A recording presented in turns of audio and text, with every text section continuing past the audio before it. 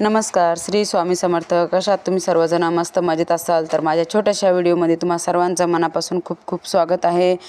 तर तुम्ही पण रोजचीच चपाती भाजी खाऊन कंटाळले असाल तर चला मग काहीतरी झणझणीत आणि चमचमीत खाऊया. तर मस्तपैकी मिरचीचा ठेचा तर सर्वजण खातात, त्यामुळे मी मिरचीचा ठेचा कॅन्सल करून म्हटलं काहीतरी वेगळं बनवावं. तर फक्त 5 ते 7 मिनटं लागतात या चटणीला बनवायला.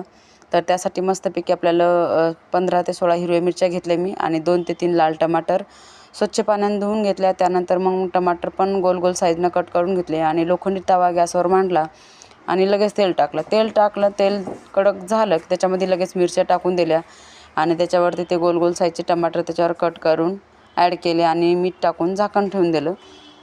नंतर बघा, रोजच काय भाजीपोळी खावं अशी वाटत नाही. मी म्हटलं काहीतरी वेगळं बनवावं. चला मग आज काहीतरी थोडंसं खायला पण चविष्ट लागते आणि एकदम भारी पण आहे. तर मग त्याच्यामुळं म्हटलं पण अशी चटणी तुम्ही नक्की बनवा, कारण एकदम भारी लागते खायला. तोंडाला अशी काहीतरी वेगळीच चव येते. आणि विशेष म्हणजे या चटणीचं की तुम्ही खलबत्त्यात पण येईल बारीक करू नका आणि मिक्सरमध्ये पण नाही, तायावरतीच गिलासानं, पुन्हा मी तर गिलासानंच मॅश केलं. खूप भारी खायला चव याची एकदम टेस्टी लागते. भाकरीबरोबर तर एक नंबर लागते खरं सांगायचं तर. पण माझ्याकडे भाकरीचं पीठ नव्हतं. मी म्हटलं हे काय आता आपलं गाव नाही आहे आणि आपल्या शेजारी पाजारी पण कोणी राहत नाही, त्याच्याकडे जाऊन म्हटलं असतं बाई माझ्या 2 चपात्या घे आणि तुझी एक भाकरी दे. तर असं कोणी द्यायला पण तयार होत नाही. गावाकडलं कसं थोडं वेगळी असते. गावाकडे कसं आपल्याकडे नसलं तरी शेजारी जाऊन म्हणतात अगं बाई माझ्या 2 चपात्या घे आणि तुझी मला भाकरी दे, तर लगेच देतात बाया. इथं कोणाच्या इथं जाताही येत नाही आणि काही म्हणताही येत नाही. म्हटलं चला ठीक आहे, जाऊ द्या.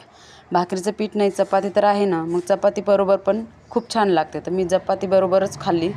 एकदम भारी लागते. तुम्ही त्याच्यामध्ये लसूण, कोथिंबीर आणि जिरं पण ॲड करू शकता. खूप भारी लागते.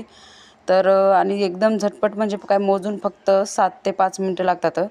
तर चला मग आपली चटणी अशी छानपैकी रेडी झाली आहे. मस्त बारीक करून घेतली मी गिलासानं आणि त्याच्यावर शेंगदाण्याचा कूट टाकायचा थोडासा लास्टमध्ये. तर चला मग नुसतं व्हिडिओज बघू नका, पटापट सबस्क्रायबर करा आणि पुढचा व्हिडिओ बघण्यासाठी लाईक पण करा. Bye bye. भेटूया पुढच्या